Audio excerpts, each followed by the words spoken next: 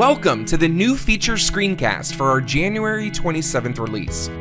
For more details on these features, please visit releases.canvaslms.com. Please remember that this video may not review every update for this release, and everything you see here is subject to change.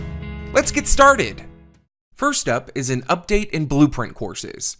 When a course is associated with a Blueprint course, the associated course displays a link to the Blueprint course in the course settings. However, if the user viewing the associated course doesn't have permission to access the Blueprint course, the name of the course does not include a link. Additionally, the course details sidebar in the associated course also includes a Blueprint information button, which displays information about the most recent course sync. Our next update is in the Rich Content Editor. When a user clicks the Embed Images icon and selects an image source, the Attributes section displays a Decorative Image checkbox.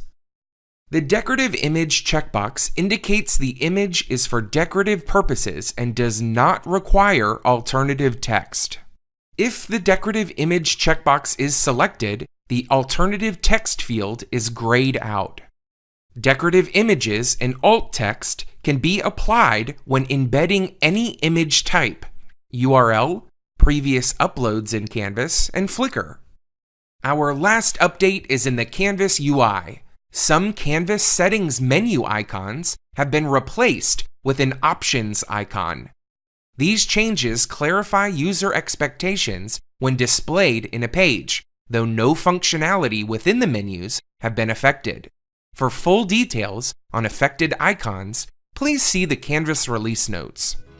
Now that's all we have for you in this new features screencast, but as always, check out our full release notes at releases.canvaslms.com for more details. Also, don't forget to check out the latest free professional development Canvas Live events, which can be found at live.canvaslms.com. As always, thanks for watching this new feature screencast, and happy learning!